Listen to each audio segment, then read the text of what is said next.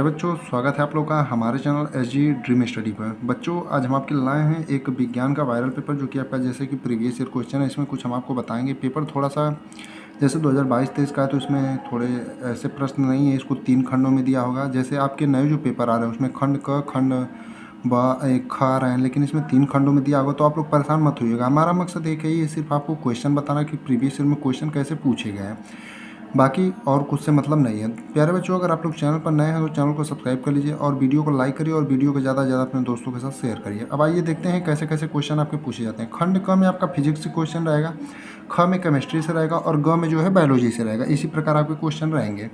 पहला क्वेश्चन है, 20 centimetre focus दूरी वाले उत्तल दर्पण के सामने 20 सेंटीमीटर की दूरी पर स्थित वस्तु का प्रतिबिंब बनता है।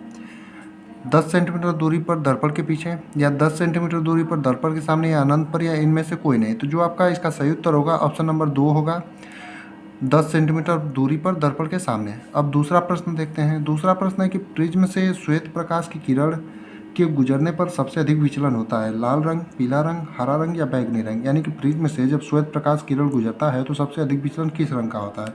तो जो आपका सही उत्तर होगा बैंगनी रंग, यानी कि बैंगनी रंग का होता है। अगला है कि विद्युत जनित्र में रूपांतरण होता है विद्युत ऊर्जा का यांत्रिक ऊर्जा में, या यांत्रिक ऊर्जा का विद्युत ऊर्जा में, या यांत्रिक ऊर्जा का रासायनिक ऊर्जा में, या फिर रासायनिक ऊर्जा का विद्युत ऊर्जा में। तो जो आपका विद्युत जनित्र में रूपांतरण होता है वो यांत्रिक ऊर्जा का विद्युत ऊर्जा में होता है, यानी कि ऑप्शन नंबर 2 आपका सही होगा। अगला यानी कि चौथा प्रश्न है कि 220 वोल्ट 100 वाट के विद्युत बल्ब के तंतु का प्रतिरोध होगा। तो जो आपका 220 वोल्ट 100 वाट के विद्युत बल्ब के तंतु का प्रतिरोध होगा 484 ओम होगा। अगला यानी कि दूसरे का क है, जो कि आपके प्रत्येक 2-2 नंबर के प्रश्न होंगे। इसमें पहला इसमें पूछा है अवतल दर्पण के किन्हीं 2 उपयोग का वर्णन कीजिए, यानी अवतल दर्पण के किन्हीं 2 उपयोग। इन अवतल दर्पण के 2 उपयोग आपको लिखने रहेंगे। दूसरा है दीर्घ दृष्टि दोष क्या है, इसका निवारण कैसे करते हैं, यानी दीर्घ दृष्टि दोष का ये या दूर दृष्टि दोष का ये वो पूछा है क्या होता है और इसका निवारण कैसे करते हैं। इसी में आपका तीसरा प्रश्न है 2 नंबर का ये भी है, उत्तल लेंस द्वारा आवर्धित प्रतिबिंब बनने की क्रिया को किरण आरेख से समझाएं। यानी उत्तल लेंस से जो प्रतिबिंब बनता है आवर्धित प्रतिबिंब, उसको किरण आरेख बनाकर आपको बताना रहेगा। ये जो है सभी आपके प्रीवियस ईयर क्वेश्चन है। आप लोग इसे हल करने का प्रयास करिएगा। आंसर तो बाकी हम क्वेश्चन के साथ लिखाते जा रहे हैं, उसी में देखेंगे आप ये भी क्वेश्चन मिलेंगे ही मिलेंगे। यानी कि आपको दिखाना हमारा मकसद है सिर्फ कि प्रीवियस ईयर में क्वेश्चन पूछे कैसे जाते हैं। अगला तीसरे का क है, जो कि आपको 4-4 नंबर के प्रश्न है। इसमें अथवा करके आपको ऑप्शन मिलेगा, ऊपर वाला करना रहेगा या अथवा वाला कोई आप करिए। जैसे 2 ओम, 3 ओम तथा 4 ओम की प्रतिरोधों को समांतर क्रम में जोड़ा जाता है। इस संयोजन को 24 वोल्ट की बैटरी से जोड़ा जाता है। बैटरी से संयोजन में प्रवाहित धारा की गणना कीजिए, यानी कि यहाँ पर आपको धारा की गणना करना है। आपका न्यूमेरिकल क्वेश्चन है।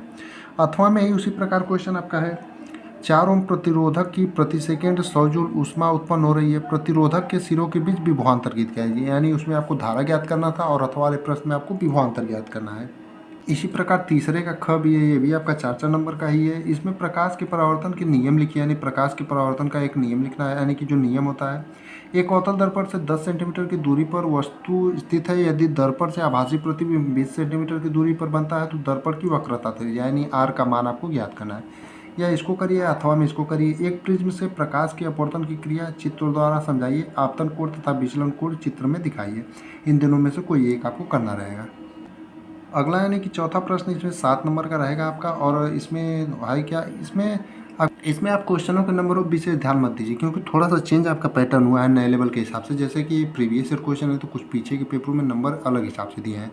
तो आप देखिए, विद्युत मोटर का नामांकित आरेख बनाइए, इसका सिद्धांत तथा कार्यविधि स्पष्ट किया। अथवा में इसको करिए, विद्युत चुम्बकीय प्रेरण की घटना क्या है, 2 समीप स्थित कुंडली की सहायता से प्रेरित धारा उत्पन्न होने की क्रिया समझाइए। इन दोनों में से कोई एक आपको करना रहेगा। इसमें से पूछा है प्रोपेनॉल है, ये आपकी बहुविकल्पी प्रश्न है। तो प्रोपेनॉल इसमें से कौन सा आपका C3H5OH, यानी कि तीसरा जो है वो आपका प्रोपेनॉल है। पूछा है अधातु है, यानी अधातु कौन सा है, KFAl और Na, यानी कि सोडियम है, पोटेशियम है, एल्युमिनियम है या आयरन है। तो आपका अधातु जो है आयरन होता है।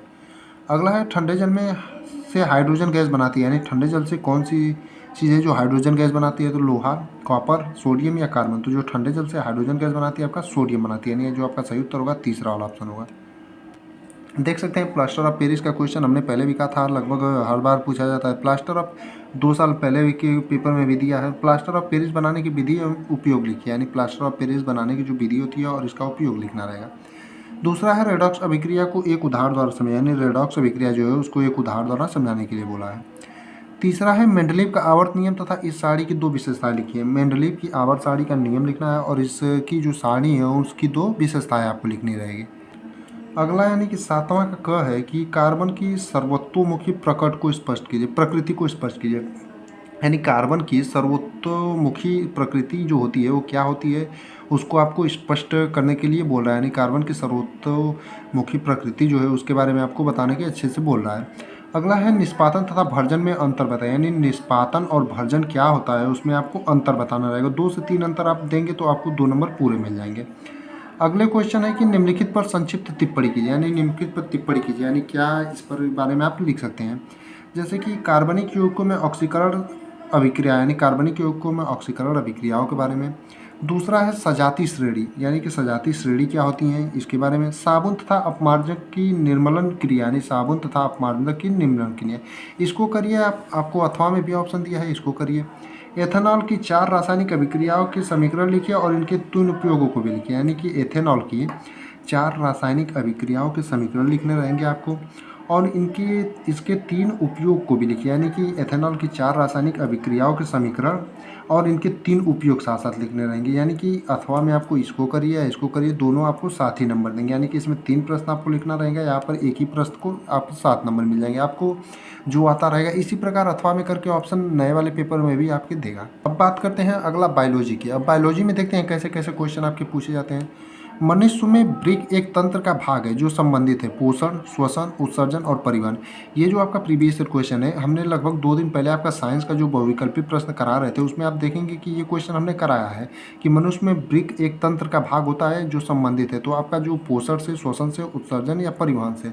तो हमने उसमें बताया कि जो मनुष्य में ब्रिक एक तंत्र का भाग होता है आपका उत्सर्जन से संबंधित। तो हमने पहले ही कहा था कि इसी प्रकार जो भी आपके क्वेश्चन प्रीवियस ईयर के हैं और जैसे भी हम आपको जो आंसर के साथ क्वेश्चन करा रहे हो उसमें दिया रहेगा। अगला है स्वपोषी पोषण के लिए आवश्यक है कार्बन डाइऑक्साइड तथा जल, क्लोरोफिल या सूर्य का प्रकाश। तो आपका जो सही उत्तर होगा इनमें से सभी, यानी कि ये तीनों आवश्यक है। अगला है अलैंगिक जनन मुकुलन द्वारा होता है अमीबा में, ईस्ट में, प्लाज्मोडियम में या लिस्मेनिया में। तो आपका अलैंगिक जनन मुकुलन जो होता है किस में होता है, ईस्ट में होता है, यानी कि ऑप्शन नंबर 2 आपका सही होगा।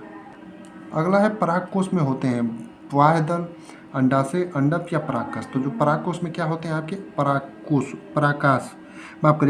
होते हैं, परागकण दिया है। तो ये भी क्वेश्चन जो है चौथा वाला भी हमने बहुविकल्पी प्रश्न जब कराए थे अभी 2 दिन पहले, उसमें ये भी क्वेश्चन बताया। तो आप लोग जा करके उस वीडियो को भी वीडियो से जरूर देखें। अगला क्वेश्चन है स्वपरागण तथा परपरागण में विभेद कीजिए। यानी स्वपरागण तथा परपरागण में विभेद कीजिए या अंतर बताइए, एक ही बात है। अगला है वन संरक्षण क्यों आवश्यक है। यानी वन संरक्षण क्यों आवश्यक है ये आपको बताना रहेगा कि वनों की जो संरक्षिता है यानी उसको कैसे बचाना क्यों आवश्यक है। अगला है स्वपोषी पोषण क्या है, उदाहरण देकर संक्षेप में समझाइए।